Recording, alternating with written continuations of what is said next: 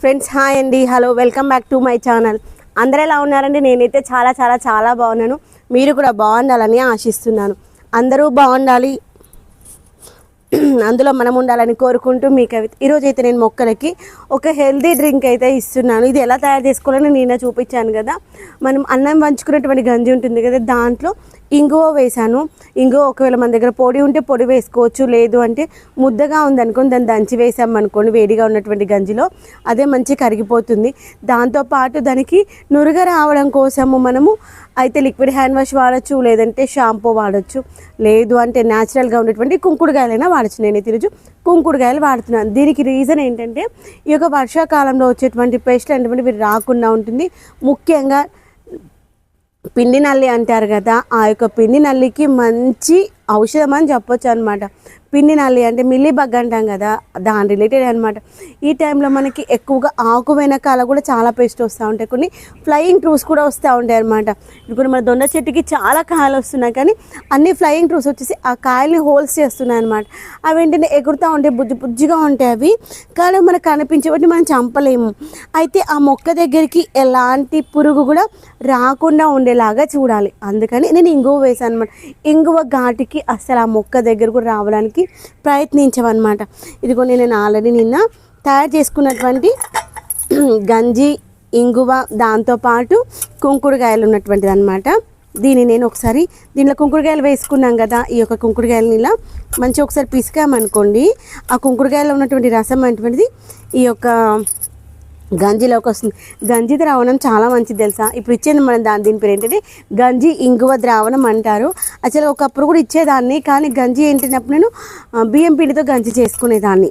ఒకవేళ మన దగ్గర అన్నం వండినటువంటి గంజి, పంపిన గంజి లేదనుకోండి, మనము జావ చేసుకుంటాం చూడండి, అలా బియ్యం పిండిని జావలాగా చేసి కూడా వాడుకోవచ్చు అనమాట. కానీ ఇప్పుడు ఈ మధ్య నేనేంటి అన్నం డైరెక్ట్గా వంపుకుంటున్నాను అనమాట. ఆ యొక్క అన్నం వండినటువంటి పంపినటువంటి గంజి అనమాట ఇది కూడా మన దగ్గర ఇలా ఫిల్టర్ ఉందనుకోండి, ఈ ఫిల్టర్లో వేసేసి ఇంకో 2-3 సార్లు పైనకి పోసినాం అనుకోండి, దీంట్లో ఉన్నటువంటి ఆ యొక్క కుంకుడుకాయలు కానీ ఇంకేమైనా ఉన్నా వచ్చేస్తే ఇంకొకసారి దీంట్లో అనేసి వేసేసుకుందాం. ఎందుకంటే ఈ యొక్క కుంకుడుకాయలు ఉన్నటువంటి ఈ యొక్క జ్యూస్ వల్ల ఆ యొక్క ఘాటు, తర్వాత ఆ యొక్క స్టిక్కీనెస్ ఉంటుంది చూడండి, జారిపోయే గుణము, దానివల్ల కూడా మొక్కలు అనేటువంటివి ఆ యొక్క పువ్వుని కావచ్చు, కాయని కావచ్చు, ఆకును కానీ పట్టుకొని ఉండకుండా జారిపోతూ ఉంటాయన్నమాట.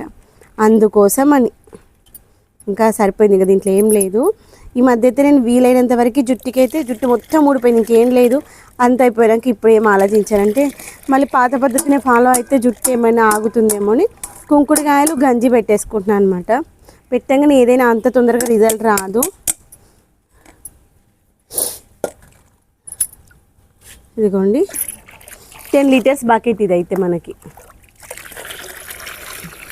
ఈ యొక్క 10 లీటర్స్ బకెట్లో వేసేసుకున్నాక ఒకసారి కిందికి మీదకి అన్నాం అనుకుని మంచిగా ఈవెన్గా కలుస్తుంది. అసలు నేను కిందికి వెళ్ళి వచ్చేటప్పుడు మర్చిపోయాను స్ప్రేయర్ తేవడం. ఇక మళ్ళీ పైకి ఇక్కడ కిందికి దిగడం ఎందుకనేసి మనం రెగ్యులర్గా వాడేటువంటి వాటర్ బాటిల్స్ ఉన్నాయి కదా, దీంట్లోనైతే పోసేసుకుంటున్నాను. ఆల్రెడీ ఫిల్టర్ చేసాం కాబట్టి ఇంకా మళ్ళీ ఫిల్టర్ అవసరం లేదు. కింద ఉన్నటువంటి వాటర్ అంతా కూడా ఫ్రెష్ వాటర్ అనమాట. ఇదిగోండి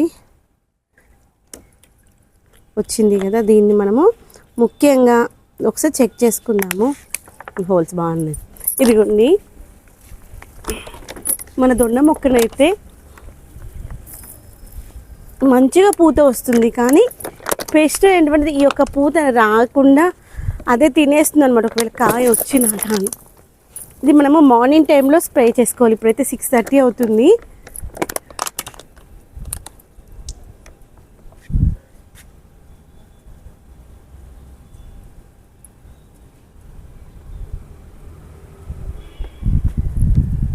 ఇదిగో గాలి బాగా వస్తుంది, అటు పైకి చేయలేను. ఇప్పుడు ఇక్కడ మనకు కనిపిస్తుంది కదా,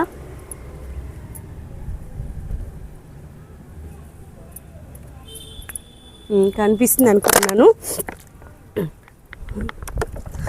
మనమైతే ఈరోజు ఈ యొక్క డ్రాగన్ మొక్కకైతే ఇచ్చుకున్నాము. డ్రాగన్ మొక్క కూడా మనకి దీనికి ఫంగస్ వస్తుంది అనమాట. ఆ యొక్క ఫంగస్ అనేటువంటిది కిల్ అవుతుంది అనమాట ఈ యొక్క ఇంగువ ద్రావణం వల్ల.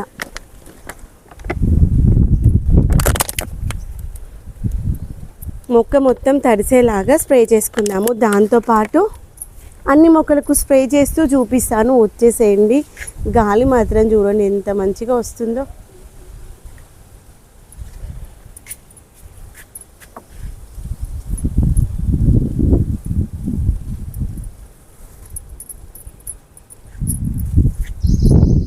ఈ యొక్క స్వచ్ఛమైన గాలిని చూస్తూ ఉంటే ఇంత హాయిగా అనిపిస్తుంది తెలుసా.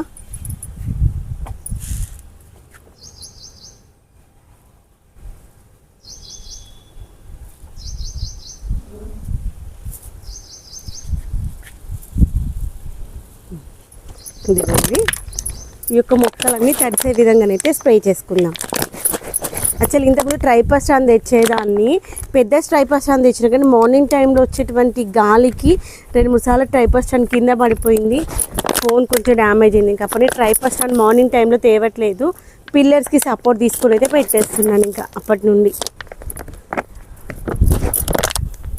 ఇదిగోండి ఇలా మొక్క మంచిగా తడిచేలాగా స్ప్రే చేయాలి, కిందికి మీదికి కూడా. ఈ యొక్క ఇంగువ ద్రావణం చాలా బాగా పనిచేస్తుంది. మన దగ్గర ఉన్నటువంటి పచ్చిమిర్చి మొక్కలు ఉన్నాయి కదా, ఇక పచ్చిమిర్చి మొక్కలు అయితే మనకి ఇప్పుడు మంచిగా పూత మీద ఉన్నాయి. ఇదిగోండి,